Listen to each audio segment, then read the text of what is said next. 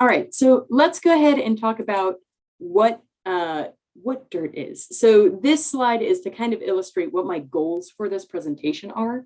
When people ask what dirt is, a lot of people say a lot of different things. And I think one of my favorite explanations of what dirt is it's soil where you don't want it.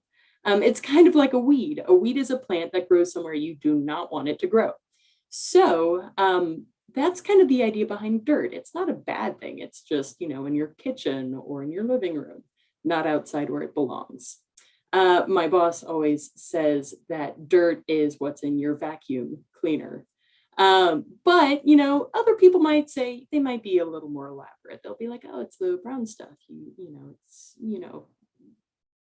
plant plants in it, you grow food, you can fertilize it, it houses our crop and it gives us food and for livestock and animals and things like that. Some might even take an engineering approach, right? It's what supports our buildings and our structures. But it can be really hard to define. Like what makes it up? Dead things? Dead things become dirt eventually, right? Well, my goal for this presentation is to be able to give you a better idea of what the properties of soil are, so that when you're out gardening or when you're maintaining your lawn, you are better able to do that. So our outline, we're going to start with the properties of soil. I took a class on this in undergrad. It's a really interesting class, actually. But after we talk about that, we're going to go to microbiology. We're going to talk a little bit about composting. It's very popular and it's very beneficial. Sounds like you guys are a little bit familiar with that already. Then we're going to talk about soil sampling, something a few of you mentioned that you don't do in your landscape.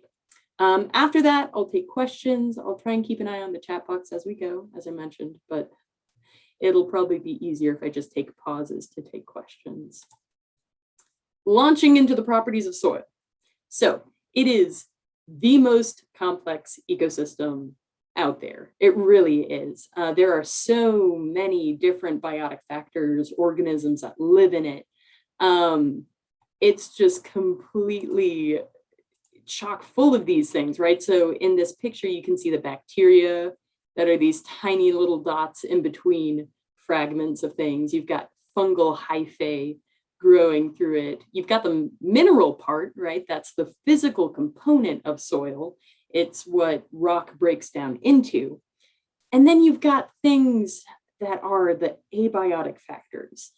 These are things that can be present in the soil, such as pH or the nutrients, water, and oxygen, or they can be things that affect the way the soil breaks down, such as the temperature of the soil and the air around it.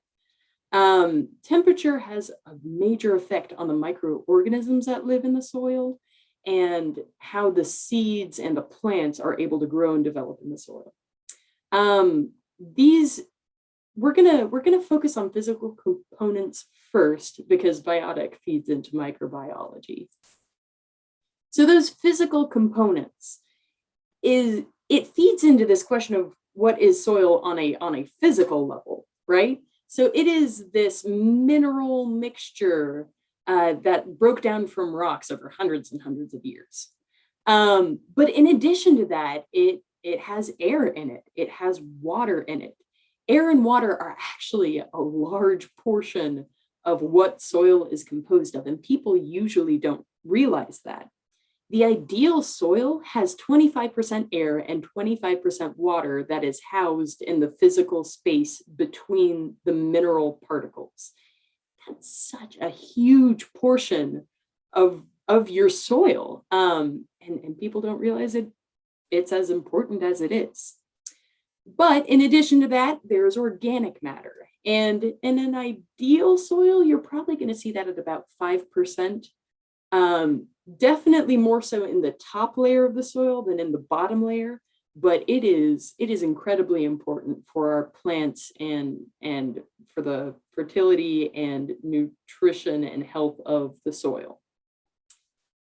If you change these components, you end up with different types of soil. And soil scientists, of course, take this to wild proportions, and they've divided into 12 major categories, these different types of soil.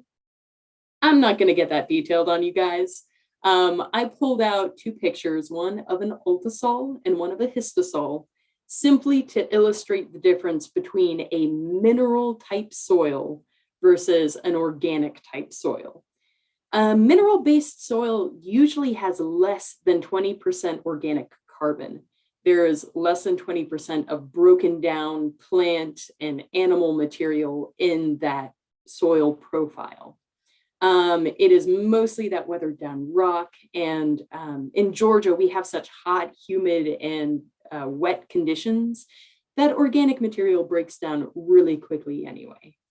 Histosols are interesting because they are really, really high in organic material, and that's at least 20% carbon, if not more. Very few soils in the world are actually this high in organic matter, and usually you find it in things like wetlands or bogs or something like that, where the organic material is waterlogged and then it never breaks down because air isn't present to help the respiration and the decomposition process. I'm not sure if Okefenokee swamp is a histosol per se, but it definitely has that high organic material. So moving on a little bit, if you look at the minerals of the soil, if you look at those physical particles, the size of those physical particles define the soil texture. Now, soil texture is something we can't change. It would take an incredible amount of sand or silt to change our clay soil from a heavy, dense clay to something more like a sandy clay or a clay loam. So it's pretty much an exercise in futility. We can't change it. Sand is the largest size of soil particle. If you were to put these different classes side by side, a piece of sand would be the size of a beach ball, right? Pretty large. Silt, on the other hand, is significantly smaller and like the size of like a dog ball or like a tennis ball. And then clay is absolutely tiny compared to the beach ball. It's about the size of a dime. So it's really important to know this because it determines how much space lives between each particle. When you put 3 beach balls in a container, you get these really big gaps between the beach balls. But if you start putting dimes on a table and looking at the space between it, there's actually less air and space between those dimes, right? So a sand, with those big gaps between the particles, it drains faster, it does not hold on to nutrients very well, and it's got a lot more space for microorganisms. Clay, on the other hand, it is slow to fill those spaces, so water doesn't drain into it quickly, but once it does, it sits there and it doesn't drain further into the soil profile. That is a huge issue, especially in our area of the Piedmont. That's right here. We have heavy red clay. We're known for it. But you'll find sandy soil down near the coast for obvious reasons.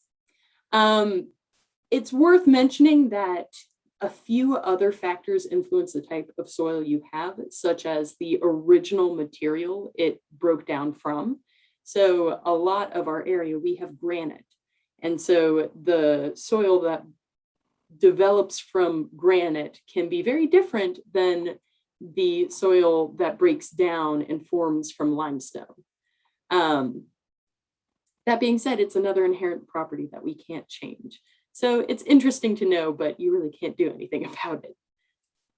Moving on, if you go from the size of the particles, you can then start looking at the soil structure, and that's how the particles are lined up with each other.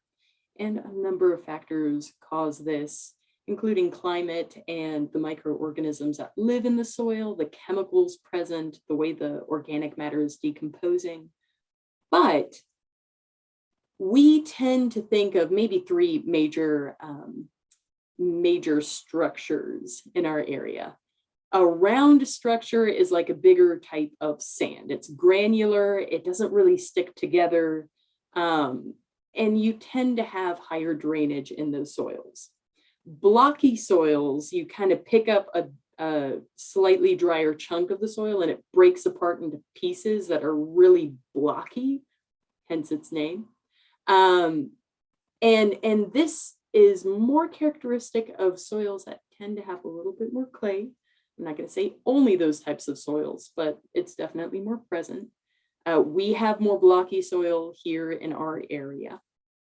It's slower to drain because there's not pore space. It forms into clumps that are solid. So it's worth knowing. Granted, blocky structure soil is much better than platy soil.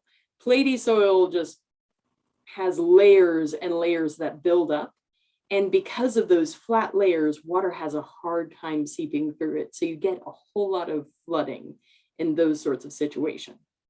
These structures definitely define a lot of the air content and the movement of water. So it's worth going out in your garden and looking around, seeing what you can see. Structure, unlike texture, is dynamic. So it's not a fixed property because we are able to change it either for the better or for the worse. We have layers in our soil in a profile. If you cut it top to bottom, you have this O layer, which is organic material that has just fallen on the top of the ground. And it hasn't quite decomposed yet, or it's in the process of decomposing. Then you have the A layer, which is mineral, but it has had all of the well decomposed materials that have seeped into it. After the A layer, it becomes the B layer, which is higher in mineral material, and C layer is even more heavy in those mineral materials. We can improve soil structure. We can't really change the horizons too much because it happens over such a long time scale, but we can always add more organic matter. That is very beneficial to our farming and our gardens. Speaking of changing soil structure for the negative side of things, compaction is such a big issue, especially in our suburban areas, right? Even a person walking in the same space over and over again, you can start to see compaction happen. This is what happens in a lot of parks. You'll see these worn down pathways. Part of it is because people are stepping on the plants, but if that pathway has existed for a long time, people's feet with their 6 pounds of pressure per square inch can eventually compact the soil and make it really difficult for things to grow there. This is worse and worse the larger things are, and something that people don't realize is rototillers can cause this. Even though they are meant to dig up and till up the soil and aerate it, they only do that for the top 6 to 8 inches of soil. Everything underneath that is then compacted because it's not actively being dug up and pushed up. So you have this really strange situation where you've got this light, fluffy soil on top and then a layer of hardpan underneath. And that impedes water flow deeper into the soil profile, and you can have root rot develop from those conditions. So compaction is a really, really big issue. We can also cause some issues if we work it at the wrong time. If we work it when it's too wet, you break down the soil structure, and water won't drain from it really well if you do that over time. But if it's too dry when you work it, you kind of blow away some of the topsoil, which is no good. And you can develop a crust as you are making that situation of dry soil even worse. When you compact soil or when you damage it in some of these ways, you're reducing the air content or that pore space of the soil. So as I've already mentioned about 5 times already, water infiltration and percolation is much worse.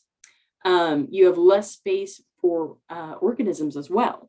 So if you have earthworms that you're trying to keep in your garden area, if you're squishing down the soil, they have less space to dig around. So it's worth keeping in mind. Soil is usually the correct moisture level if you squeeze it and it holds together in your hand, but it doesn't like run out the sides, or it doesn't squish in a really, really soft way. We can also damage our soil by using chemicals. Not only can you damage it because of the chemical content, you can also damage soil structure. So a lot of our inorganic fertilizers are actually salts, and people really don't realize that. On a home garden level, it's not as terrible as on some of these larger industrial scale farms. But if you use inorganic fertilizers too frequently, those salts will build up in the soil, and it makes the environment uninhabitable, both to plant roots and to the organisms that you're trying to harbor. Pesticides obviously kill our beneficial organisms, so we don't want to go too crazy with those either. And when you kill off the organisms, you end up having less activity in the soil. So all those earthworms that fluff up the soil will die or move away, and your soil starts to settle down and compress again. Oil and gasoline does the same thing that pesticides do. They can also leach into groundwater, which is debatably a larger issue. So just be cognizant of what you are putting chemicals on in your landscape. Do we have any questions as of yet? Looking at the chat box. All right. So we're going to launch into microbiology, the living things in soil. I absolutely love microbiology. It's a little creepy if you don't realize how much is happening in your soil, but at the same time, it just goes to show you that just because soil looks dead doesn't mean it's dead at all. Healthy soil is the starting point for all food webs. But people don't really scale it down to the appropriate size at first. You know, you think, oh, grass, and a cow eats the grass and we eat the cow, right? Well, it can be scaled down much smaller than that. We have things like bacteria, we have things like fungi and nematodes that will either parasitize live growing plants or eat live growing plants. We also have fungi that are symbiotic with plants. And so that's how they grow and spread, is by making a relationship with the plant roots. We have things that eat those second trophic level creatures. And it just keeps going and going until you start reaching things like birds and mammals. It is alive in a capacity people really don't understand. And I hope this chart can help you start to put that in focus. So if you took a gram of soil and you sorted out all the live things in the gram of soil, you would get 10 to 100 billion viruses and bacteria in that one small gram. It blows my mind every single time. And these things can be good, they can be bad, they can be, you know, just inert essentially for our purposes. But in addition to that, if you look at something like funguses, you will find funguses that will stretch acres and acres across a landscape. And since they're hyphae, just spread and spread, and they make associations with roots and other funguses, they don't stop. They keep going.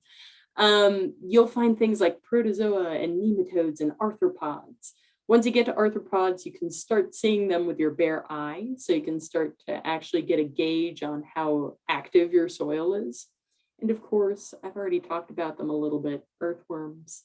It's because they're so important. But all of these organisms depend on the space between soil particles.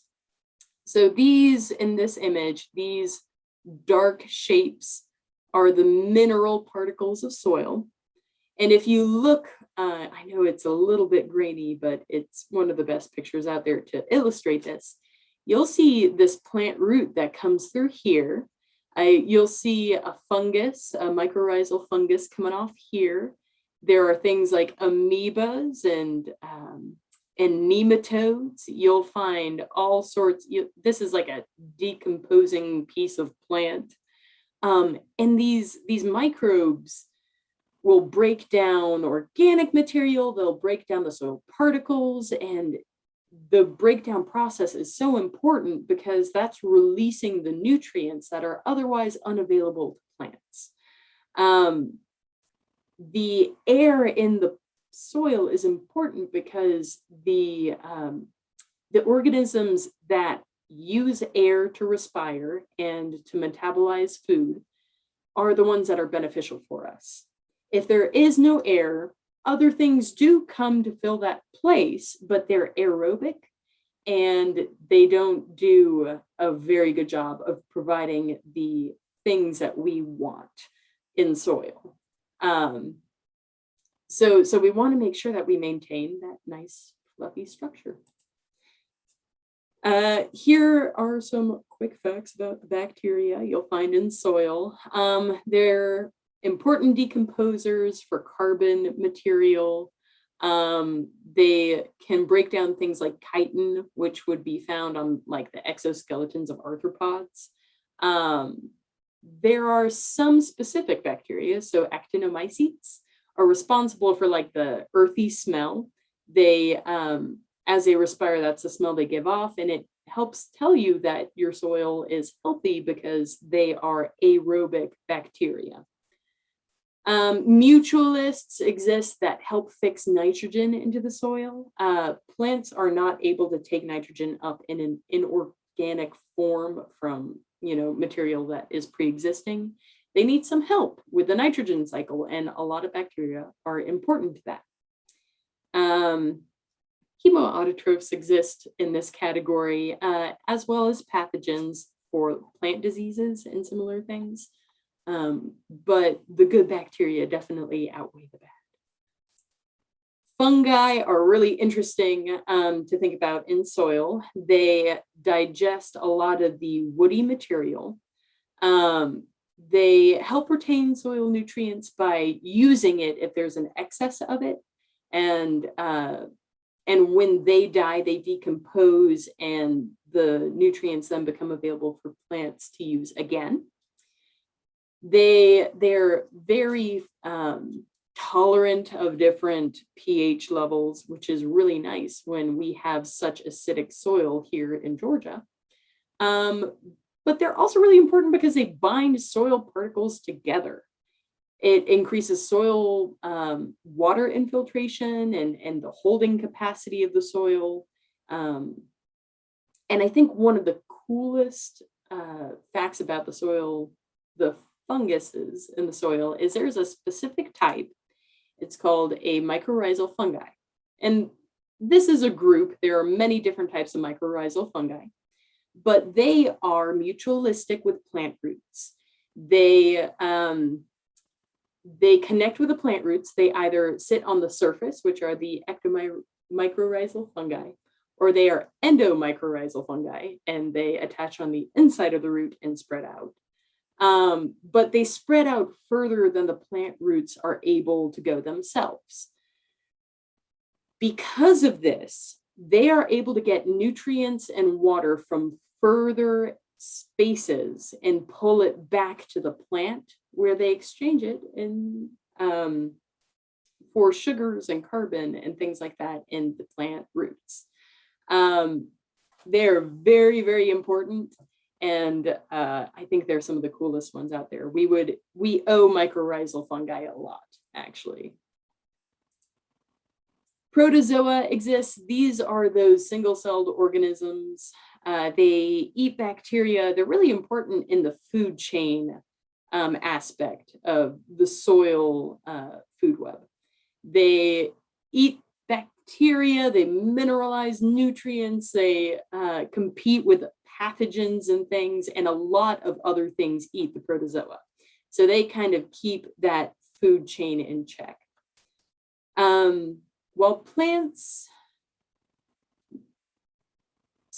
can't absorb that nitrate, the ammonium form of nitrogen, that's NH4, if you're curious, is what plants are actually able to uptake and utilize in their growth. And protozoa are another one that are really important for that.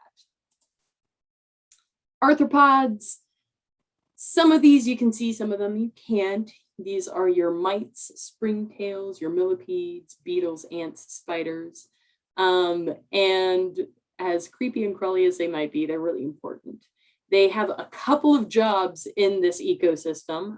Some of them exist and eat plant material in a way that kind of shreds it apart. And that's important because the more you break down that material, the more surface area and nutrient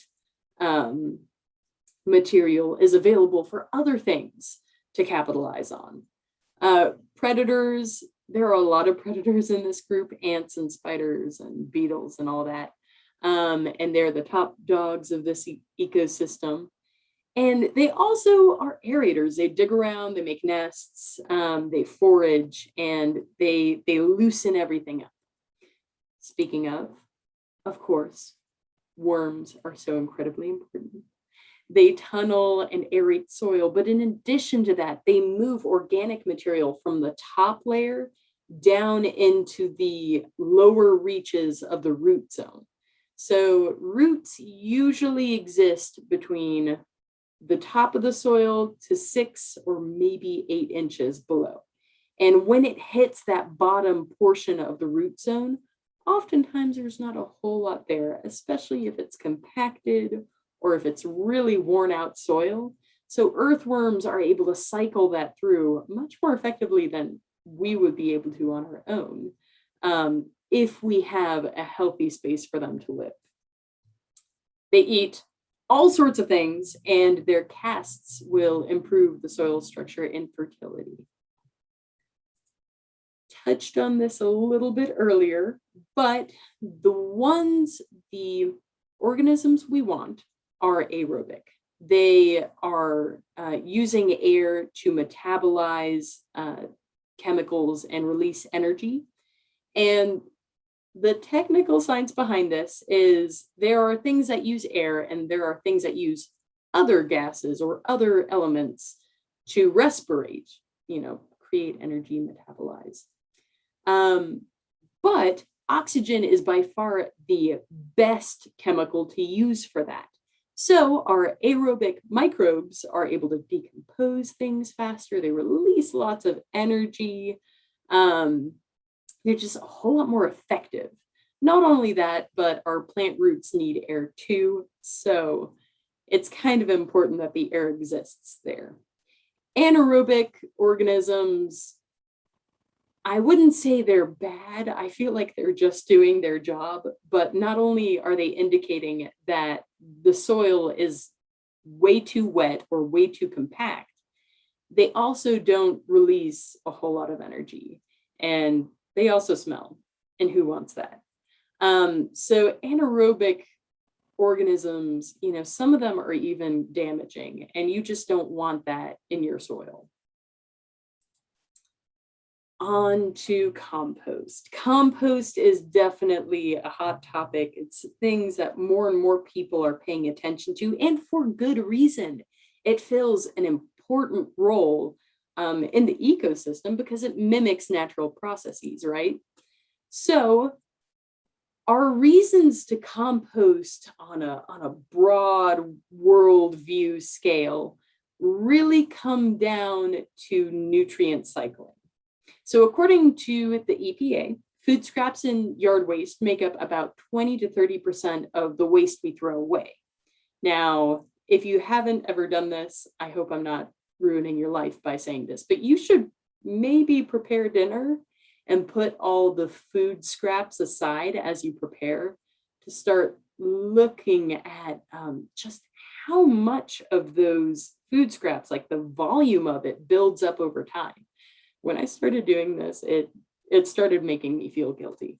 But it's a really good thing to be aware of, because if we are just throwing that out, it's going into a landfill. And first of all, our landfills are getting overstuffed anyway. So saving some space for things that aren't food and, things that won't break down is kind of important. In addition to that, if you're throwing it into the landfill, landfills have a liner around them.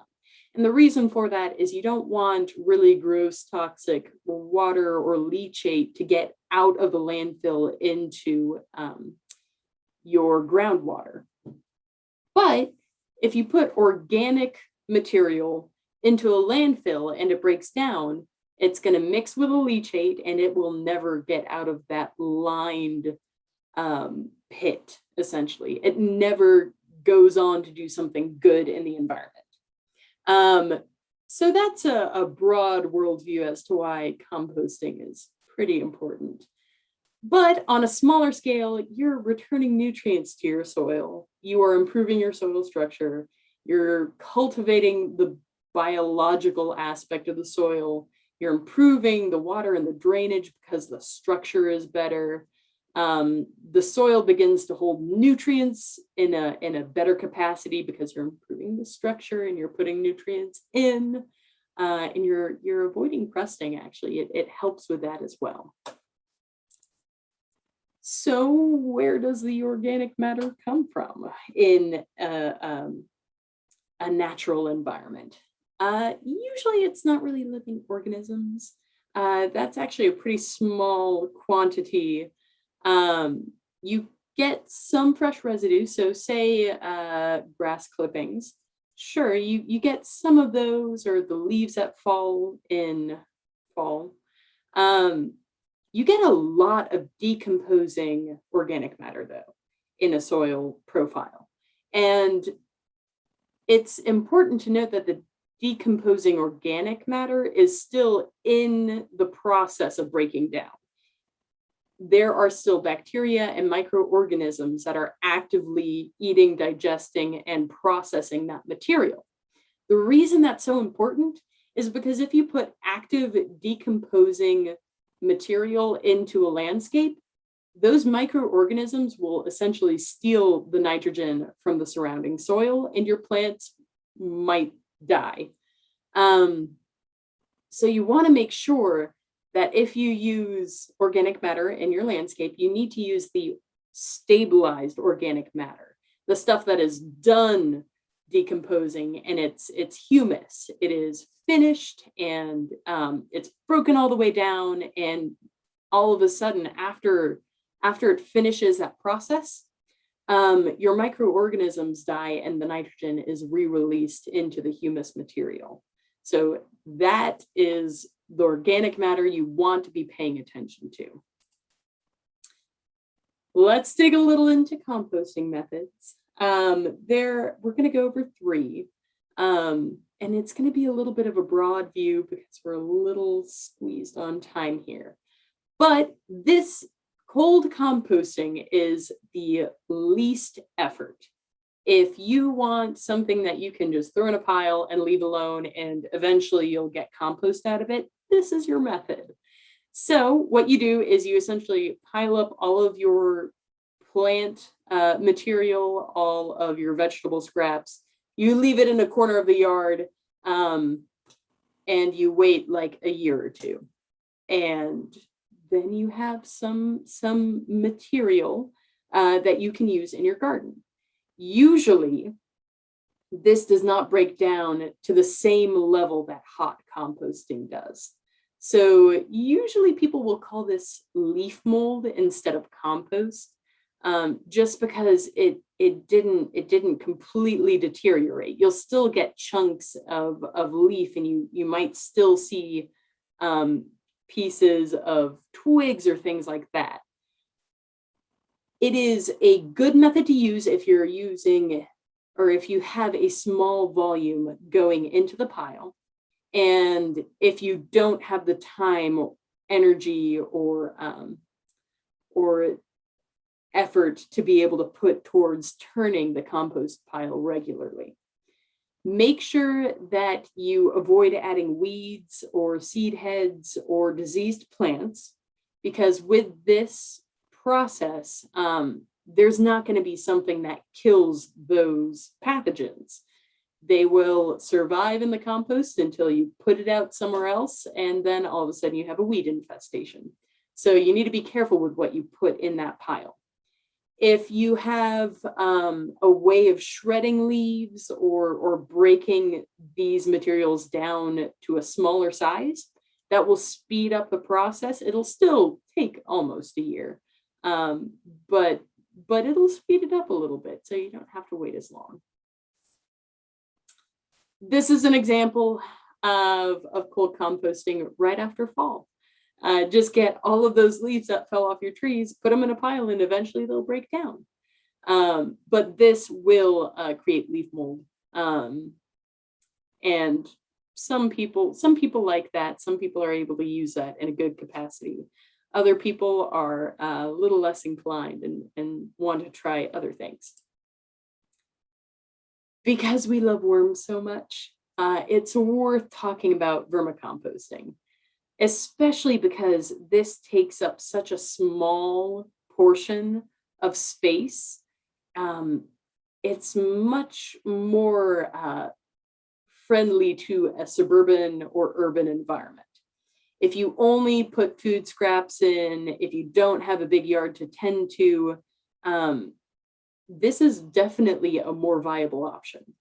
You can take your bin and you can put it inside somewhere. My brother-in-law had a worm bin in his garage for the longest time. But it produces worm castings, which are kind of different than compost, but they are just as good for plants. It's really, really easy to start one of these. You get a solid color bin. You don't want the worms to be exposed to light. They hate light. So get a solid color for a bin, catch garden worms or order some, add finely chopped kitchen scraps and cover them with paper, and you're pretty much on your way.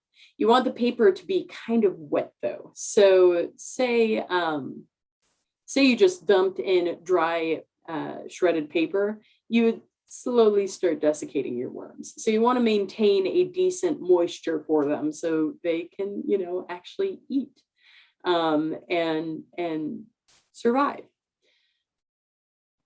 Another benefit to the paper, not only does it reduce the amount of water that's in these bins, which I find high water content to be a common problem with these in a lot of people's projects.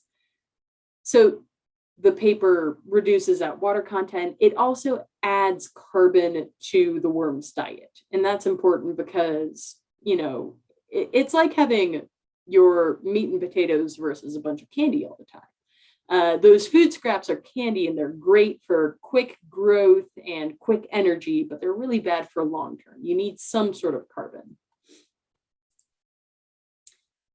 Make sure you put the worm bin in a dark place. They don't like to be sitting in a hot environment. But you want to avoid both the hot temperatures, because that will kill them, as well as the cold. The really cold temperatures will put worms into a state of dormancy, and then they're not eating and digesting that material you're putting in their bin. If you want to harvest your castings, you need to take the bin out, open it up, and put it in a little spot of sunlight. And after a little bit, the worms will dig down and avoid the sun. So you're able to just kind of scoop off the top layer. And use that in I would use it at a lower rate in things like pots or a higher rate in things like raised beds or garden beds or something like that. You want to make sure that you are putting plant material in, so don't put meat, don't put bones or anything like that. But you also want to avoid things like citrus and onions, where it's a really potent chemical. Those chemicals can actually harm worms, so you want to avoid them. The smaller you chop it up, the better it is for the worms because they're able to eat it. Essentially, they don't have wide mouths. But you can also do things like put your coffee grounds and your eggshells in there. Eggshells are, you can crush them up so they're not as much of an issue.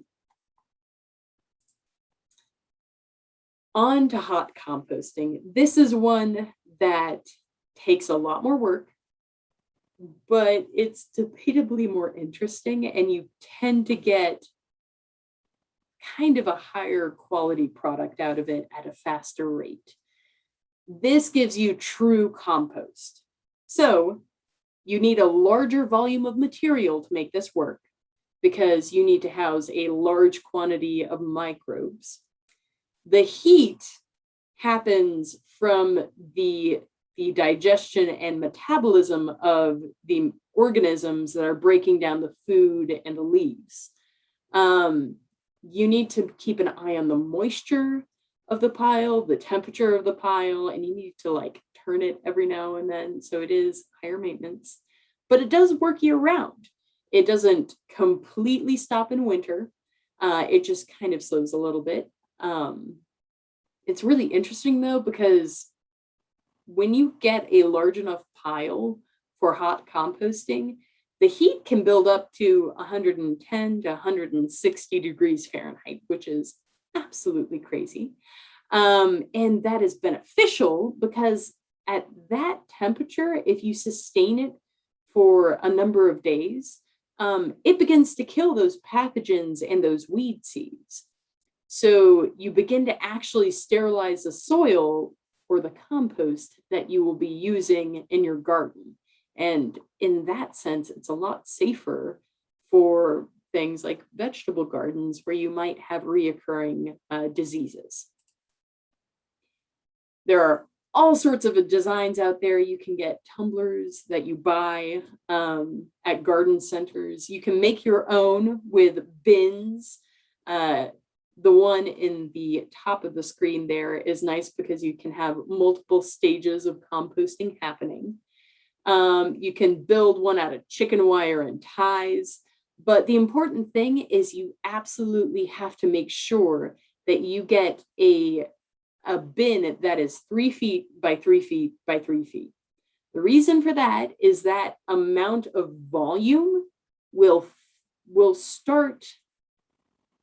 It's like the critical mass. Once you hit that point, the microbes are able to build up enough heat to reach that cooking temperature. You can go larger than that, but keep in mind that once you get, to that larger side of things, like if you were to do it by 6 feet instead of 3 feet, it will be much harder to turn and much harder to manage. Something to keep in mind is you might want to consider putting the composting bin in a shady location. If you do so, it keeps that pile from drying out, which is definitely a good thing because those microbes need that moisture. Here's an example of an extension office compost park. I don't think we have this anymore, but you were in a little bit of an experiment and found that bins, if you keep bins in contact with soil, it benefits from the organisms that already exist in the soil. So, you get this kind of kickstart from this inoculum that you put in the bin.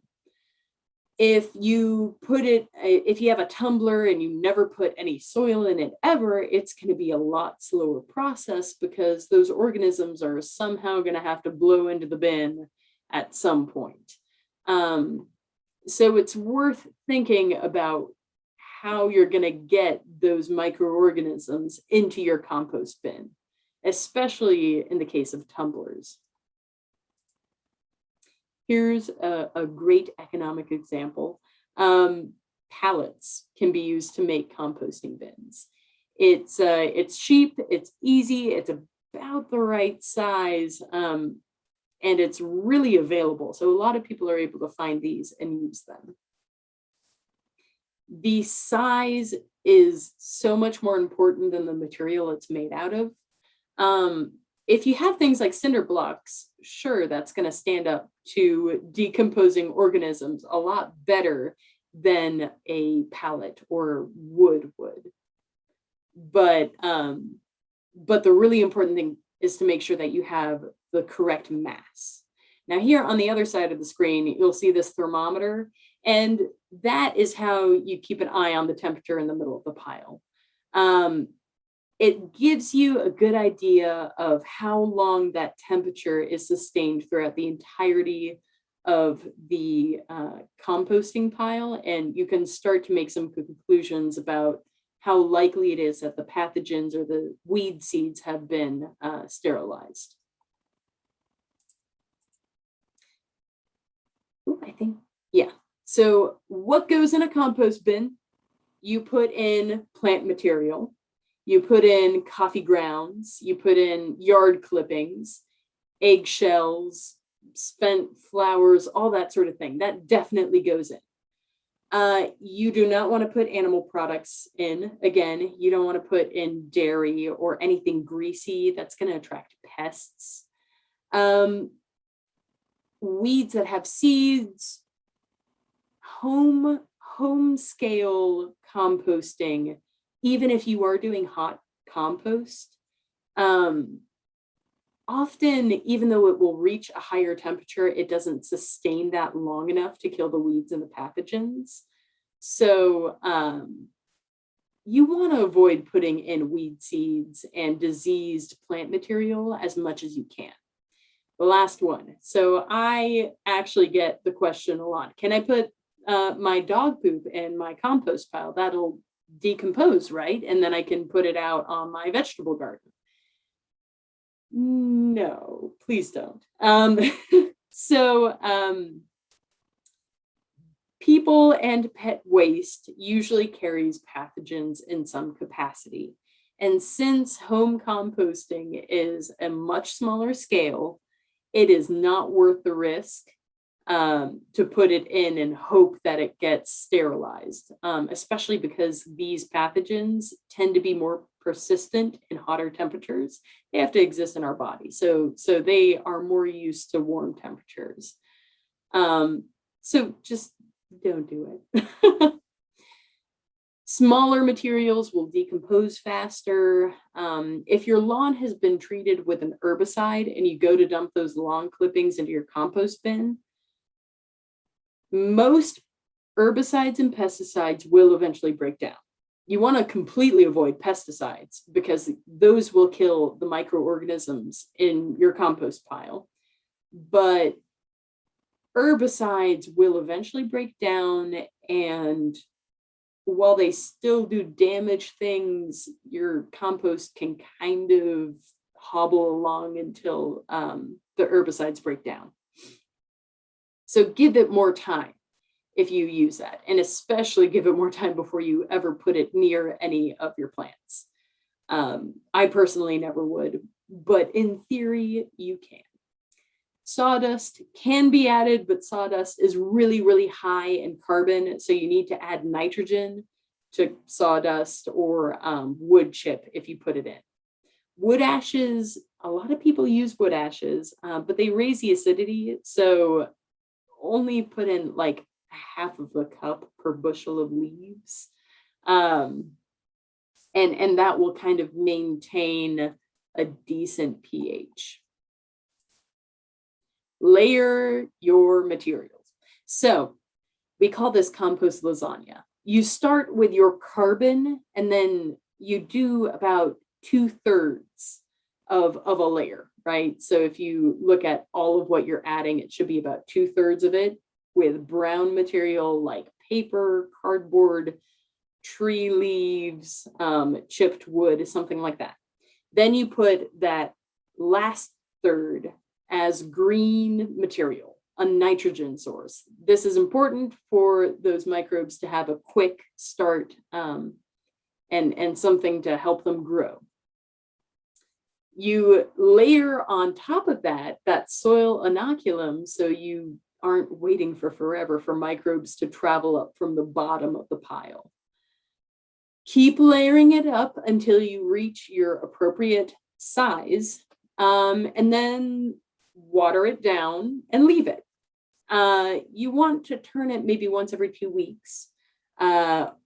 Don't do it more than that, because when you're turning it, you're mixing up nutrients and water, which is good, but you're also getting rid of the heat in the middle of the pile. So if you start turning it every single day, you're going to lose heat and the decomposition will really, really slow down. One more thing to think about is, first of all, if you pile it all up and you reach the critical mass, I would stop adding things to it. You're certainly able to, though, if you so choose. And if you do, put kitchen scraps under the surface and then like put wood chips or paper or something on top. That's just to keep the raccoons and possum and things like that out of your compost. Some really quick how to use or how to troubleshoot issues. If your compost smells bad, that means you have those aerobic conditions or anaerobic conditions with no air present. So you need to look in. If it's compressed, you need to fluff it up. If it's dry, you need to add a little water. But if it's too wet and causing those anaerobic conditions, you need to add some of the shredded paper, something to soak up some of that water. The center of the pile is dry, add water. If it's moist, but it doesn't smell bad, that is an indication that you don't have enough nitrogen. Those organisms aren't able to keep growing and reproducing in the pile. So you need to add some sort of nitrogen, whether that's yard trimmings, maybe that's manure or something like that. But that will help them begin to increase and get to work. When you finally have finished your compost, maybe use about 2 inches on the top of your soil and then mix it into that 6 to 8 inches of the soil profile so it gets in where the roots of the plants are. If you're using it in a potting mix, use it at a slightly less rate. Potting mix is already really high in organic material and nutrients, and you don't want to cause issues with the roots of your potted plants. Finished compost is usually neutral, which is really good to know because pH affects how plant roots are able to uptake nutrients. So you want it to be in I believe it's 5.5 to 6.5 range. It might raise the pH a little bit, but that's usually a good thing because we are usually on the acidic side in Georgia. Which leads me to the last point. Why would you take a soil sample? So a soil sample, we offer this as a service with Extension. You go out to your flower bed and you dig up a couple of chunks of dirt from different spaces in the flower bed. You make sure you have about 2 cups of material, put it in a bag, leave it open overnight so it can dry, and then close it up. Bring it to us with $10 per sample. We need that $10 so we can ship it off to a lab.